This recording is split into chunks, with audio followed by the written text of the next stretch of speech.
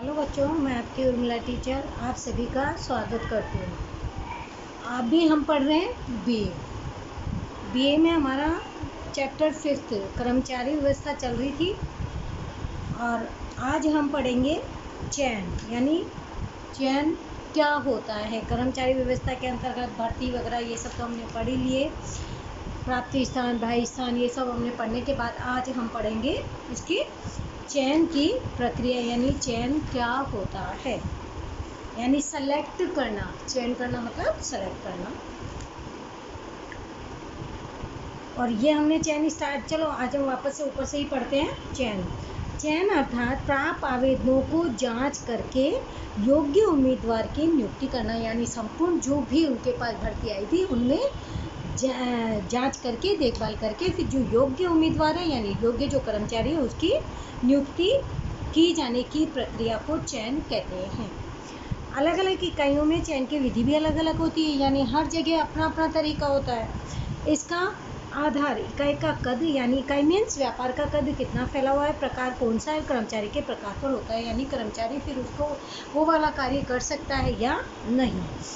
प्रत्येक बड़ी इकाई में संचालन के 3 स्तर होते हैं, उच्च स्तर, मध्यम स्तर और निम्न, यानी सबसे ऊपर, फिर बीच वाला और निम्न जो मजदूर वगैरह जिसमें होते हैं। प्रत्येक बड़ी इकाई में संचालन के 3 स्तर होते हैं, उच्च, मध्य और निम्न। प्रत्येक स्तर के लिए अलग अलग योग्यता वाले कर्मचारी की आवश्यकता भी है। जो 3 स्तर हैं उनमें अलग अलग योग्यता वाले कर्मचारी रहेंगे, क्योंकि वो उनको संभालने वाले, देखभाल करने वाले होते हैं। असंचालकीय कर्मचारी के चयन की विधि छोटी और एकदम आसान होती है, जबकि उच्च स्तर सबसे मेन जो होती है वो होती है उच्च स्तर के कर्मचारी की नियुक्ति, जो इकाई के संचालन के साथ जुड़े थे, क्योंकि सारा लेखा जोखा का संपूर्ण काम उच्च अधिकारी के पास से ही करवाया जाता है, तो उनकी नियुक्ति भी थोड़ी सी अलग तरीके से होती है। उनके चयन की विधि विशेष प्रकार की और सुनियोजित यानी योजना के अनुसार होती है। उचित स्थान के लिए योग्य कर्मचारी का चयन हो, यह जरूरी होता है, ये तो आवश्यक है। कर्मचारी का चयन महत्वपूर्ण विषय होता है। योग्य विषय का अनुभवी और वफादार कर्मचारियों का चयन इकाई के लिए संपत्ति के समान होता है, यानी जितना अच्छा योग्य कर्मचारी देखेंगे वो उतना ही अच्छा काम देगा अपने इकाई में, यानी कि वो एक संपत्ति के समान उसे माना जाता है। अब है चयन की प्रक्रिया, यानी किस प्रकार से चयन किया जाता है उसकी प्रक्रिया। सबसे पहले स्वागत और प्राथमिक मुलाकात। इस स्तर पर सर्वप्रथम इकाई में उम्मीदवार का स्वागत किया जाता है। स्वागतकर्ता प्राथमिक पूछताछ करके योग्य लगे तो भर्ती अधिकारी के पास भेजता है। हमारे घर में जैसे कोई मेहमान आता है तो हम उसका सबसे पहले वेलकम करते हैं, स्वागत करते हैं। बाकी की बात बाद में, सबसे पहले हम उनका वेलकम करते हैं यानी स्वागत करते हैं। उसके बाद उससे बातचीत करते हैं, अगर उनको योग्य लगती है तो फिर भर्ती के पास, जो भर्ती करता है उस अधिकारी के पास उसे भेज दिया जाता है। भर्ती अधिकारी उम्मीदवार के ज्ञान, कौशल, कार्य संबंधी पूछताछ और संपूर्ण जानकारी प्राप्त करता है, क्योंकि भर्ती उसे करना है तो जो भर्ती से संबंधित जो भी जानकारी है वो उनसे वो लेता है। प्राथमिक मुलाकात में उम्मीदवार योग्य प्रतीत हो तो उसको आवेदन पत्र भरने के लिए दिया जाता है, फिर एक फॉर्म दिया जाता है, आवेदन, भाई तुम इसमें आवेदन कर सकते हो। इस कार्य का मुख्य उद्देश्य अयोग्य उम्मीदवारों के प्रारंभ से ही आवेदन करने में रोकना होता है, यानी अयोग्य है तो फिर आवेदन भरा ही नहीं जाएगा। आवेदन कौन भरेगा? जो उनको अपनी इकाई के योग्य व्यक्ति लगेगा। ऐसा करने में भर्ती अधिकारी का समय भी बचता है और काम भी आसान हो जाता है, क्योंकि ऐसे नहीं है फिर सबसे भरवा लिया फिर सेलेक्ट करें, नहीं, जो उन्हें योग्य लग रहा है वो उसी समय उसे आवेदन पत्र भरवाते हैं। ये था स्वागत और प्राथमिक मुलाकात चयन करने की जो प्रक्रिया शुरू की थी तब।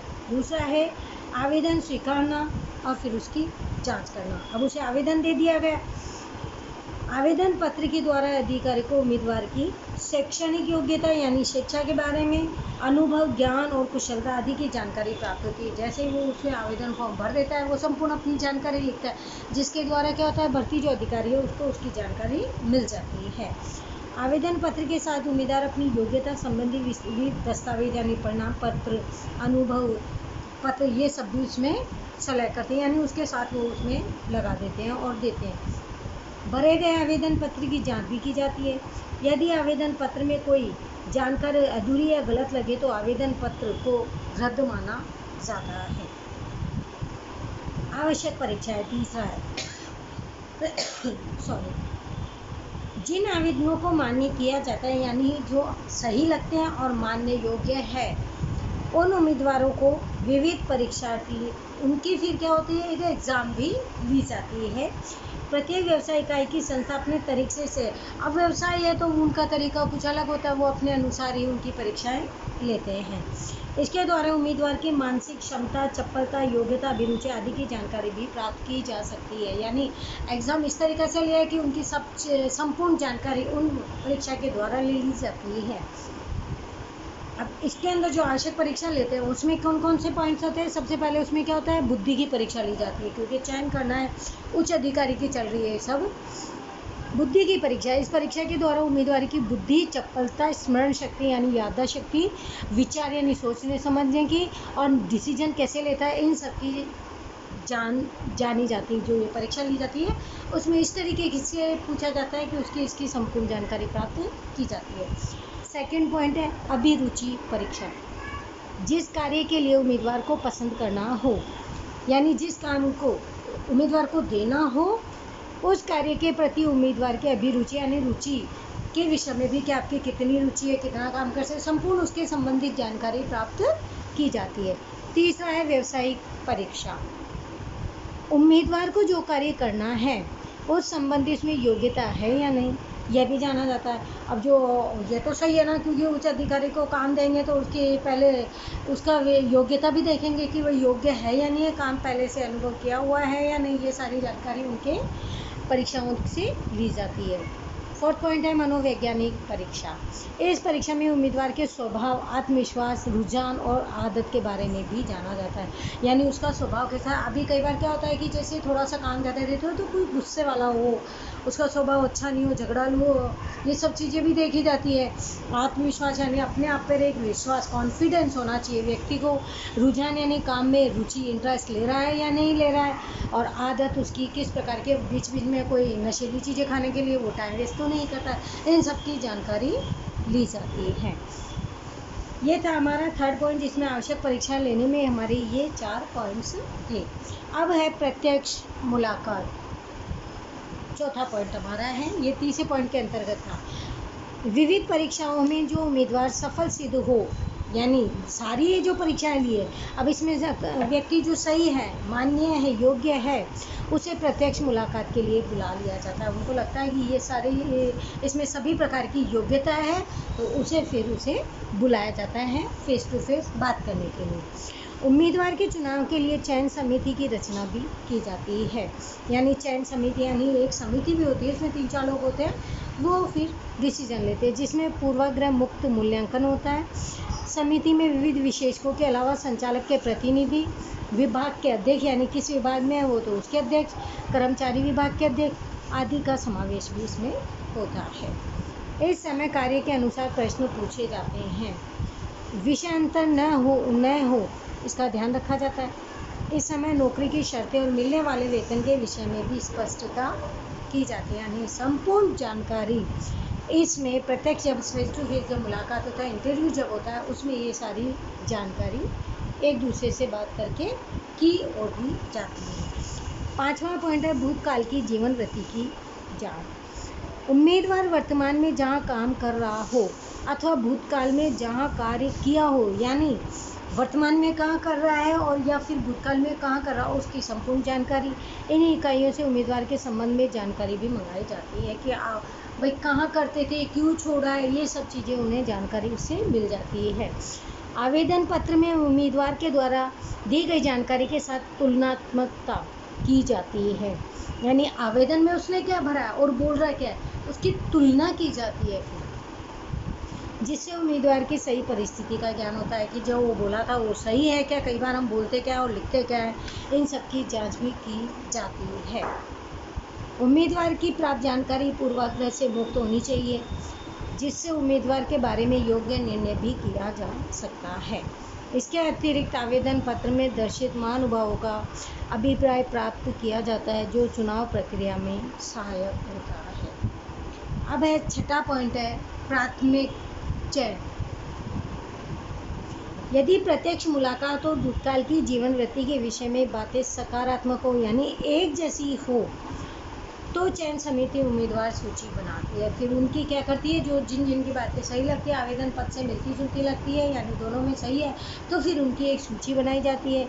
इस सूची में जितनी आवश्यकता है उससे अधिक उम्मीदवार की सूची तैयार की जाती है, यानी उम्मीदवार 5 चाहिए लेकिन सूची में ज़्यादा व्यक्तियों की बनाई जाती है, नाम लिखे जाते हैं। 7 पॉइंट है चिकित्सीय जाँच। जितने कर्मचारी की आवश्यकता उतने उम्मीदवारों का प्राथमिक चुनाव करके इकाई के द्वारा निश्चित किए गए डॉक्टर अस्पताल में शारीरिक जांच के लिए भी भेजा जाता है कि वो शारीरिक तो सही है या नहीं है। इस जांच का मुख्य उद्देश्य जानना कि उम्मीदवार किसी शारीरिक कष्ट या गंभीर बीमारी से तो पीड़ित नहीं है। वो बाद में पता चले जॉब लगने के बाद कि इसे तो बहुत बड़ी बीमारियां हैं, यानी डेंजर बीमारी है, इसकी जानकारी लेने के लिए उसका मेडिकल कराया जाता है।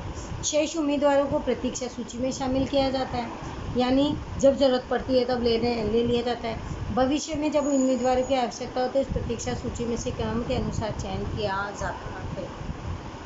8वां पॉइंट है नियुक्ति पत्र। अंतिम चयन के बाद उम्मीदवार को नियुक्ति पत्र दिया जाता है, यानी आपको नियुक्त कर लिया गया है, जिसमें उम्मीदवार को किस स्थान, किस पद, क्या अधिकार, कर्तव्य और दायित्व तथा कर्मचारियों को मिलने वाले वेतन और अन्य आर्थिक अनार्थिक बातों की जानकारी उसमें दी जाती है। नियुक्ति, जब उनको नियुक्त कर लिया गया तो उन्हें बताया जाता है कि कौन से स्थान पर आपका पद कौन सा है, आपके पास क्या क्या अधिकार हैं और उन अधिकार, आपका भी कर्तव्य और आपका भी दायित्व है। इस प्रकार से सभी चीज़ें और वेतन उन्हें, उनके साथ जो काम करना, उन्हें सब चीज़ों की जानकारी दे दी जाती है। 9 पॉइंट है इकाई परिचय और कार्य को सौंपना। आधुनिक इकाई नियुक्ति पत्र देने के बाद और कार्य सौंपने से पहले पूर्व कर्मचारी को इकाई की नीति, पर्यावरण, उच्च अधिकारी, सहकर्मियों और अधीनस्थों के साथ परिचय करवाया जाता है, यानी एक दूसरे से जान पहचान इसलिए करवाई जाती है ताकि मेल मिलाप बढ़े और एक दूसरे के बारे में जानकारी प्राप्त हो। उसके बाद ये ही उन्हें कार्य को सौंपा जाता है। अभी हमने पढ़े चयन की प्रक्रिया क्या है और अब पढ़ेंगे प्रशिक्षण और विकास। प्रशिक्षण, भर्ती के द्वारा चाहे कितने कुशल कर्मचारी प्राप्त किए हो, लेकिन अनुभव और जानकारी के बिना वे योग्य रूप से कार्य नहीं कर सकते। प्रशिक्षण के द्वारा कुशलता प्राप्त किया जा सकता है, इसीलिए इनको सैद्धांतिक प्रायोगिक ज्ञान भी दिया जाता है।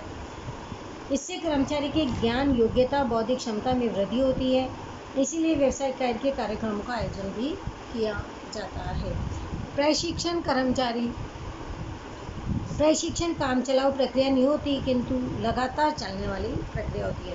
व्यवसाय में क्या इकाई में रखने के लिए क्या है कि उन्हें, जो कर्मचारी को जो रखा है, उम्मीदवारों को जो रखा है, उन्हें उन व्यवसाय की पहले से प्रशिक्षण यानी शिक्षा उन्हें समझाया भी जाता है। अब है विचार।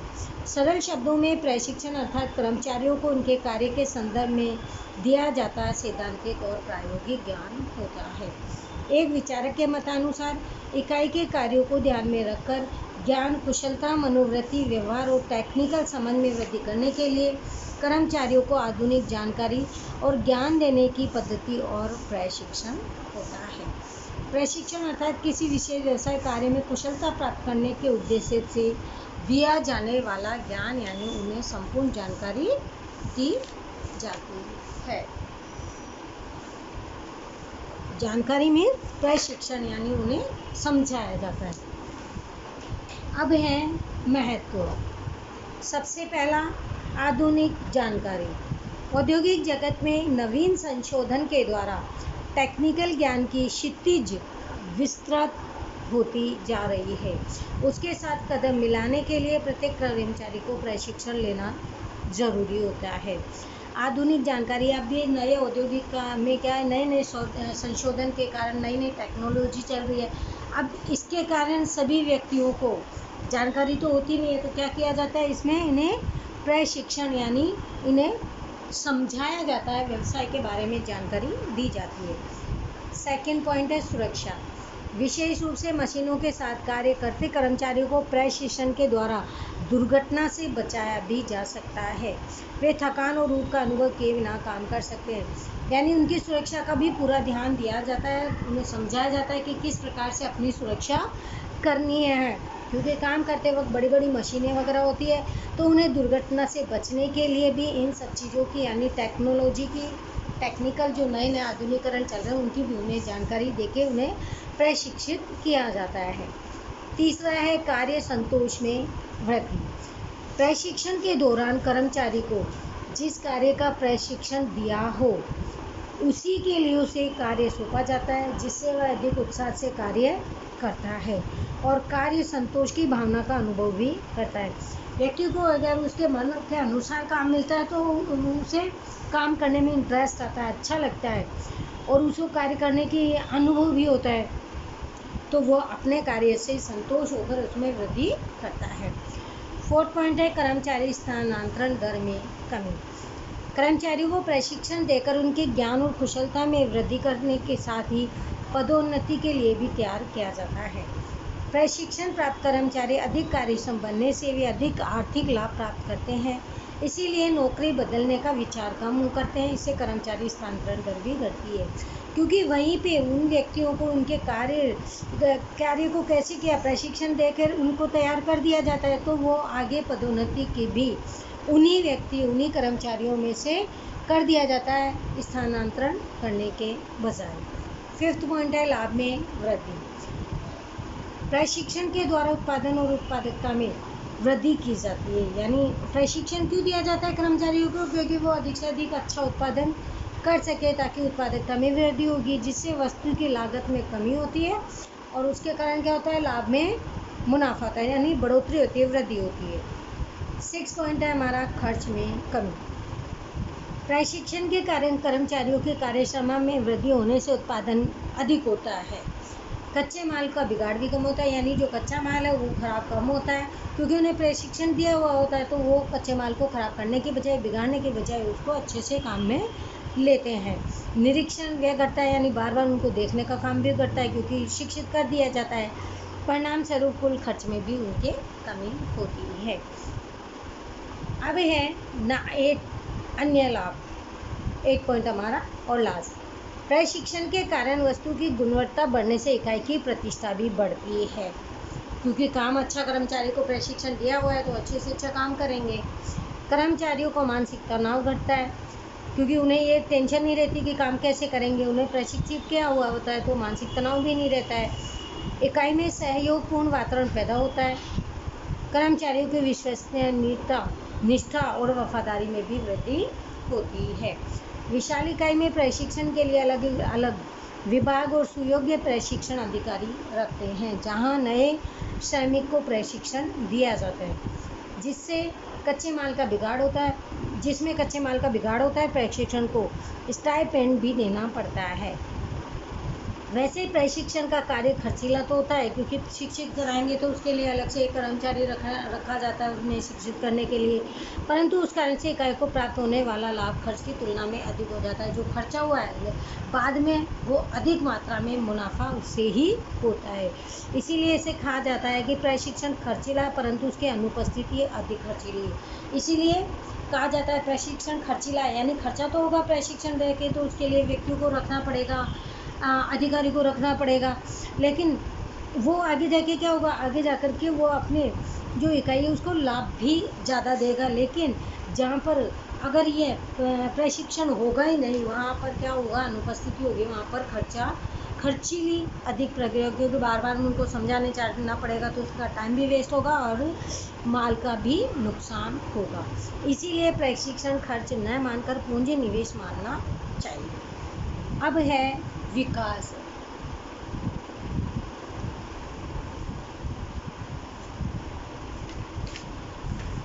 आज हमने पढ़ा चयन की प्रक्रिया, अब पढ़ेंगे विकास। विकास क्या होता है, यानी डेवलपमेंट, आगे की ओर बढ़ना।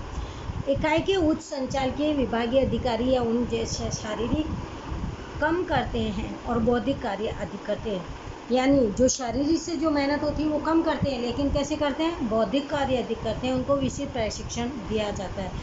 इस प्रशिक्षण के उद्देश्य उनकी मानसिक क्षमता, नीति विषय निर्णय लेने की क्षमता में भी वृद्धि होती है, क्योंकि प्रशिक्षण ही ऐसा दिया जाता है। इसके अलावा टेक्निकल और व्यू रचनाओं के निर्माण से आदि बातों में निशान बने, इसीलिए उन्हें प्रशिक्षण दिया जाता है। टेक्नोलॉजिकल जो भी नई नई आधुनिक जो टेक्निकल जानकारी वो भी उन्हें दे दी जाती है। इस प्रशिक्षण को वर्तमान समय में अधिकारी विकास के रूप में भी जाना जाता है। औद्योगिक जगत में अनेक परिवर्तन आ रहे हैं। उच्च अधिकारी में आवश्यक कौशल विकसित हो, इसीलिए इकाई को अधिकारी विकास के कार्यक्रम को भी आयोजन करना चाहिए। अब है इसमें विचार। विकास अर्थात उच्च संचालक विभाग अधिकारी को दिया जाना सैद्धांतिक और प्रायोगिक ज्ञान है। विकास वो कार्यक्रम है जिसके द्वारा निर्धारित लक्ष्य प्राप्त करने के लिए अधिकारियों को शक्ति में वृद्धि होती है। इसके हैं महत्व। पहला पॉइंट है इसमें टेक्निकल ज्ञान में वृद्धि। इकाई के अधिकारी के पास परिवर्तित होती व्यावसायिक परिस्थितियां, टेक्निकल ज्ञान होना आवश्यक है। उनका कार्य क्षेत्र टेक्निकल कार्य के साथ जुड़ा होता है, इसीलिए विकास कार्यक्रमों के द्वारा साधनों, पद्धतियों, टेक्निकल ज्ञान का किस प्रकार उपयोग करना, इस संबंधी मार्गदर्शन प्रदान किया जाता है। उनको इकाई में सकारात्मक निर्णय लेने में भी सहायक होता है। सेकंड पॉइंट है नवीन संशोधन और विचारों से सुसज्जित रखना। अधिकारियों को नए नए संशोधन, नवीन उद्भव रखे रहे ख्यालों तथा विचारों को जानकारी देकर प्रबंध के स्तर, वैचारिक शक्ति और कार्य संबंधी गुणवत्ता में वृद्धि भी की जा सकती है। तीसरा पॉइंट है इकाइयों का विकास। वर्तमान में चल रही व्यावसायिक इकाई को नए परिवर्तन और व्यू रचनाओं के द्वारा राष्ट्रीय और अंतर्राष्ट्रीय स्तर पर ले जाने के लिए विकास कार्यक्रमों का आयोजन करना। अपने काम को राष्ट्रीय और अंतर्राष्ट्रीय अगर दूर दूर तक इसको अपनी इकाई को ले जाना है, फैलाना है व्यवसाय को, तो इसके लिए विकास कार्यक्रमों का आयोजन किया जाना आवश्यक है कि किस प्रकार से हम अपने व्यवसाय के विकास को आगे कर सकते हैं, बढ़ा सकते हैं। फोर्थ पॉइंट है साधनों का महत्तम उपयोग। विकास कार्यक्रम के द्वारा इकाई के सभी उपलब्ध साधनों का महत्तम उपयोग हो सकता है। इसके अतिरिक्त अनावश्यक खर्च घटाकर लागत पर नियंत्रण करके लाभ में भी वृद्धि की जा सकती है। फिफ्थ पॉइंट है समस्याओं का समाधान। संचालक की नवीन समस्या और प्रश्नों के शीघ्र और सफल समाधान के लिए विकास कार्यक्रम आवश्यक है। विकास के कार्यक्रम के द्वारा ये लाभ प्राप्त किया जा सकता है, क्योंकि जो भी प्रश्न है, जो भी समस्या है, उनका उसी वक्त समाधान, ऐसे प्रश्न जिनका जल्दी से शीघ्रता से समाधान करके समस्याओं को खत्म कर देना है। 6 पॉइंट है प्रभावशाली निरीक्षण। टेक्निकल ज्ञान और वैचारिक शक्ति वाले अधिकारी ही इकाई की प्रवृत्तियों को प्रभावशाली निरीक्षण कर सकते हैं, यानी जो जिन्हें टेक्निकल ज्ञान है, जानकारी है, वो ही अपनी देखरेख में अपने व्यवसाय को आगे बढ़ा सकते हैं। 7 पॉइंट है तनाव में कमी। इकाई के संचालक के लिए संचालकों और अधिकारियों को चुनौतियों और समस्याओं को बार बार सामना करना पड़ता है। योग्य निर्णय लेते समय असमंजस और तनाव का अनुभव भी करते हैं। यह घटाने के लिए विकास कार्यक्रम आवश्यक है। और 8वां पॉइंट है विकास कार्यक्रम। भविष्य में आने वाली चुनौतियों और परिवर्तनों का व्यवसाय में सामना करने के लिए अधिकारी को तैयार करने के लिए विकास कार्यक्रम आवश्यक है। प्रशिक्षण और विकास के मध्य अंतर। हम इन दोनों का अंतर देखेंगे अर्थ के रूप में कि प्रशिक्षण का अर्थ क्या है। प्रशिक्षण किसे कहते हैं? पहले कर्मचारियों को उनके कार्य के संदर्भ में दिया जाने वाला सैद्धांतिक और प्रायोगिक ज्ञान अर्थात प्रशिक्षण, यानी जो व्यक्ति जो कर्मचारी कार्य करने के लिए है उन्हें उस अपने व्यवसाय संबंधित पहले से ही प्रशिक्षण यानी उन्हें समझाया जाता है।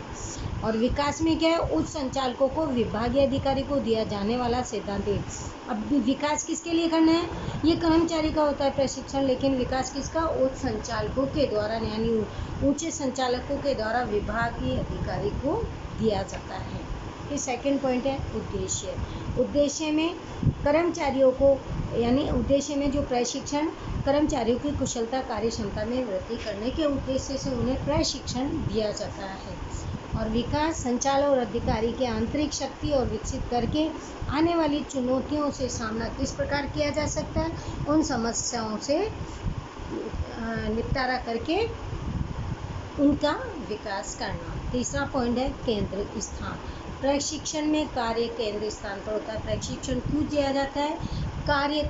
करने के लिए, जो कार्य को इन्हें मेन यानी बीच मेन पॉइंट माना जाता है। विकास की भावी काविजे का संपित चुनौती केंद्र स्थान। इसमें जो चुनौतियाँ होती है उसका सामना कैसे किया जाता है विकास के अंतर्गत, उसे केंद्र स्थान पर रखा जाता है। फोर्थ पॉइंट है समय और खर्च। प्रशिक्षण की समय अवधि और खर्च कम होता है और विकास की समय अवधि लंबी और खर्चीली होती है, क्योंकि इस व्यवसाय को राष्ट्रीय अंतर्राष्ट्रीय स्तर तक पहुंचाया जाता है। कौन देता है?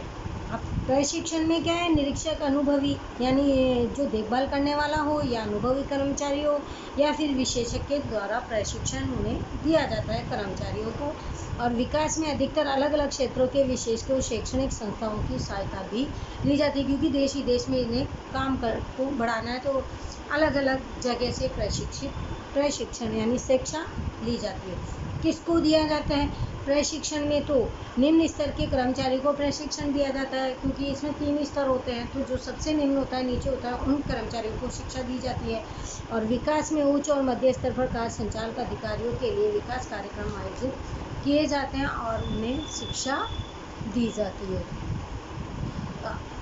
आज हमने इस कर्मचारी व्यवस्था 5th चैप्टर को कंप्लीट किया है और अब आपको क्या करने हैं, इसके क्वेश्चन आंसर करने हैं। तो आप इसमें कौन कौन से करने हैं वो टिक लगा लें। सेकंड वाला, थर्ड वाला ये पूरे करने हैं एंड 5th, सेकंड, थर्ड और 5th 2, 3, 5 यानी ये आपको क्वेश्चन आंसर अपने आंसर नोटबुक में करने हैं।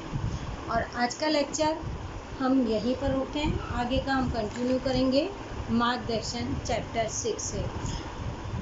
मेरे को लगता है आपको सबको ये सब चीज़ समझ में आ ही रहेगी। काफ़ी इजी चैप्टर है, फिर भी जो चीज़ समझ में नहीं आ रही है आप हमें पर्सनल कॉल करके अपनी समस्याओं का समाधान कर सकते हो।